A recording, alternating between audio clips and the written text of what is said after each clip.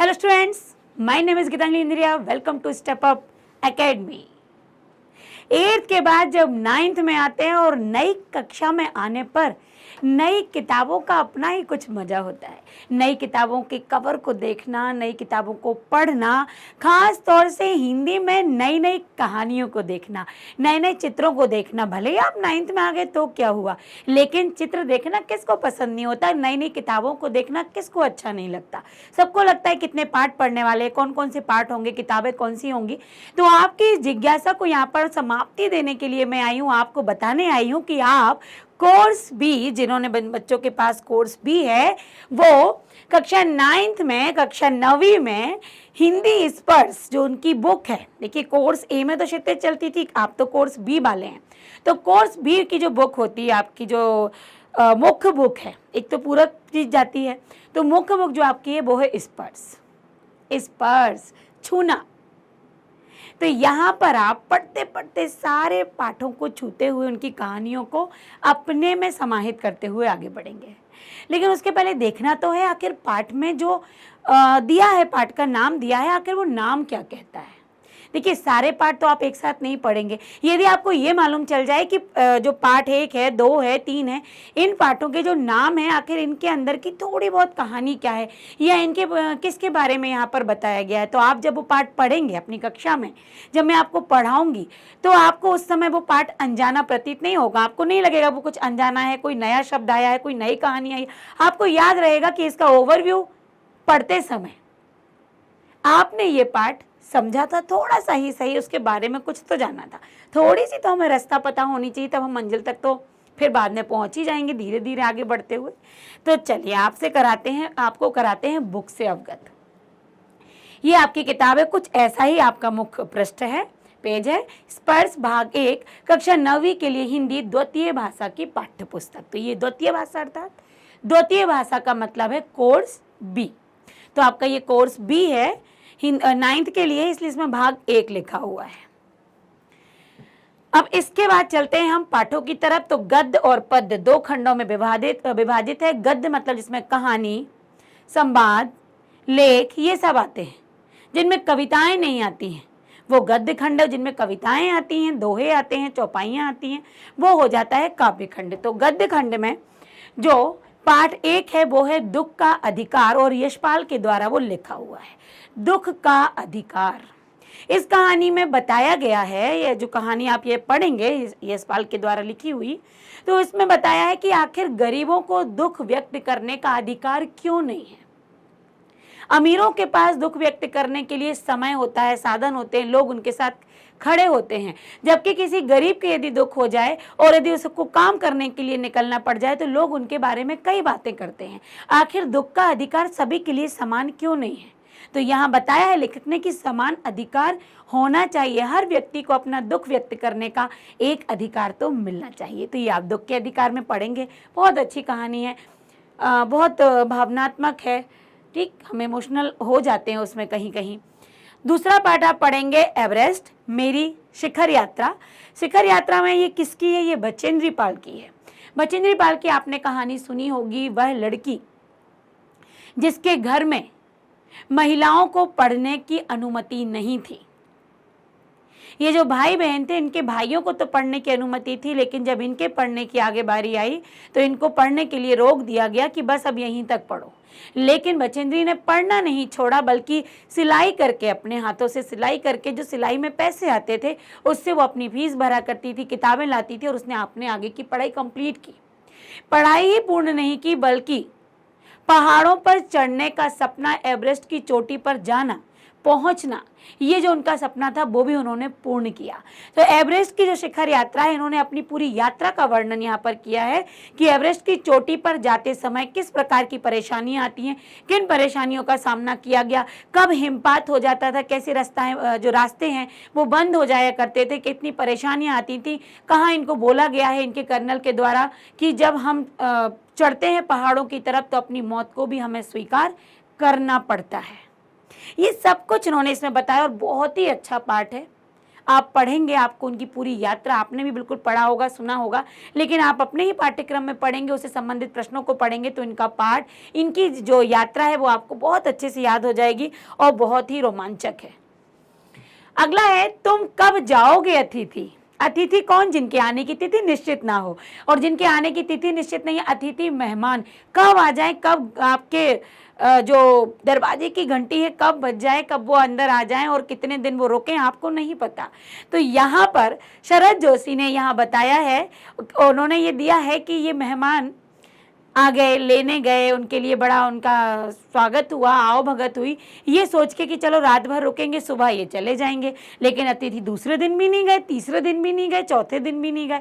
तो यहाँ लेखक को अंत में मन में सोचना ही पड़ा, आखिर कब जाओगे। तो पाठ का नाम भी उन्होंने दे दिया, तुम कब जाओगे अतिथि। वैज्ञानिक चेतना के वाहक चंद्रशेखर वेंकट रमन। धीरंजन मालवीय ने चंद्रशेखर वेंकट रमन के बारे में लिखा हुआ है कि ये वैज्ञानिक चेतना के वाहक, तो इन्होंने ये बताया कि हमको समझाया कि समुद्र का रंग नीला क्यों होता है। ये समुद्र को देखते रहते थे, घंटों निहारते रहते थे, उसके पानी को बड़े गौर से देखते थे कि ये नीले रंग का क्यों है, और अंत में इन्होंने ये खोज निकाला कि आखिर पानी नीले रंग का क्यों है। इसके बारे में हम इस पाठ में विस्तार से जानेंगे। अगला है, शुक्र तारे के समान। तो स्वामी आनंद के द्वारा शुक्र तारे के समान यहाँ बताया गया है कि शुक्र तारे के समान किसको माना गया है। ठीक, ये जिज्ञासा अपने अंदर बनाए रखना कि आखिर शुक्र तारे के समान किसकी बात की गई है, किसको उस तारे के जैसा माना गया है जो तारा धीरे धीरे धीरे धीरे लुप्त सा होता प्रतीत होता है। तो ऐसा किसको माना गया है। तो ये तो कुछ तो हमें बातें रखनी पड़ेंगी जो हम पाठ में देखेंगे, लेकिन हाँ, शुक्र तारे के समान किसी को तो माना गया है जो लुप्त हो गया फटाफट से। फिर आता है आपका काव्यखंड। रैदास के पद यहाँ पर बताए गए हैं, रैदास की बातें यहाँ पर उन्होंने अपने पद में राम नाम के बारे में बताया है और उसका बहुत अच्छे से जिक्र किया कि वो आखिर क्या मायने रखते हैं उनके लिए। तो उनके पद में हम देखेंगे। अगला पाठ है दोहे। दोहे रहीम दास जी के दोहे हैं, और जो आपने पढ़ा होगा ना, पानी के रहीमन पानी राखिए, बिन पानी सब सून, पानी गए ना उबरे, मोती मानस चून। तो ये रहीम दास जी के द्वारा जो लिखा हुआ दोहा है, ऐसे कई दोहे आप इनके इस पाठ में पढ़ेंगे। बहुत अच्छी अच्छी बातें हैं, बहुत कुछ जानने के लिए, समझने के लिए, बहुत कुछ हमें सिखाने के लिए है, बहुत कुछ नीति परक है, बहुत कुछ समझाने के लिए है। तो ऐसे रैदास के पद जो ईश्वर भक्ति में लीन है, तो रहीम के पद हमें कुछ सिखाने के लिए यहाँ पर रखे गए हैं, जिनको हम बहुत अच्छे से बहुत सारे उदाहरणों के माध्यम से पढ़ेंगे। अगला पाठ आपका आता है 8वां, गीत अगीत। ये रामधारी सिंह दिनकर के द्वारा जो लिखा हुआ है, गीत अगीत। तो यदि कोई गीत पूरी धुन में चल रहा है तो कह रहे वो गीत है जिसके पानी के चलने से या पानी के बहने से जो छलछल की आवाज आती है उसे आप गीत कहोगे, या किनारे पर जो पौधा खड़ा हुआ है वो कुछ गा रहा है, तो वो तो नहीं गा रहा। तो आप किसे गीत कहेंगे?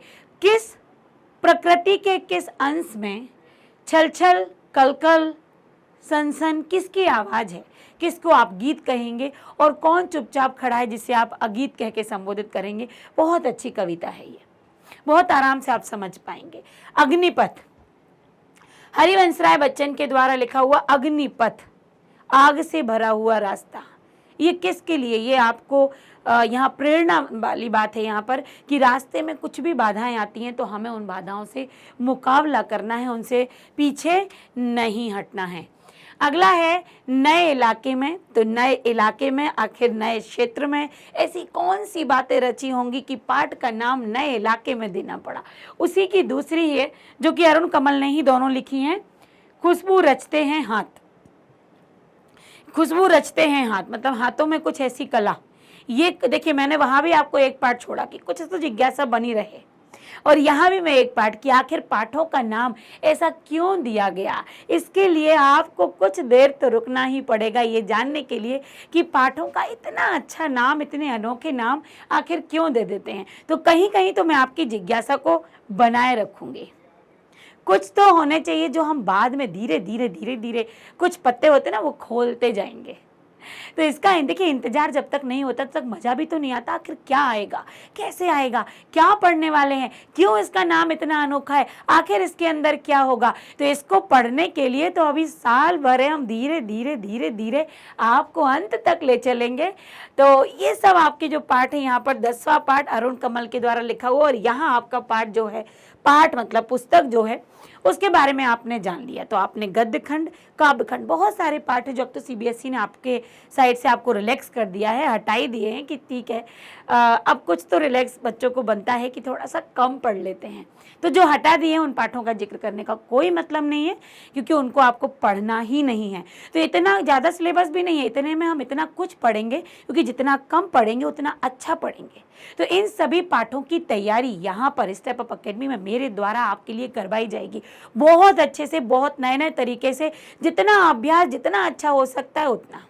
तो ये जो अभी आपने देखा है ओवरव्यू, मतलब ये था आपका पाठ्यक्रम। इस तरीके से आपको स्पर्श में ये पाठ, और किस तरीके से आप पढ़ेंगे ये तो आप मेरे साथ जब वीडियो में बने रहेंगे तब आपको पता चलेगा कि हम किस तरीके से अपनी तैयारी करने वाले हैं। तो कहीं जाना भी नहीं है, यही जुड़े रहना है चैनल से, क्योंकि एक के बाद आपके सभी पाठ कंप्लीट होंगे, सारी शंकाओं का यहाँ पर निवारण होगा, आपकी तैयारी भी बहुत बेहतरीन तरीके से होगी। तो आपको चैनल से लगातार जुड़े रहना है, और पाठ जो अभी बताए गए उनको हमें कंप्लीट भी करना है, बहुत अच्छे से हमें अपनी 9th को पूर्ण करना है।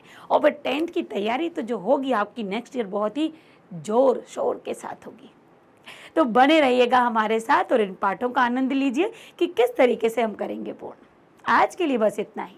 Thank you so much.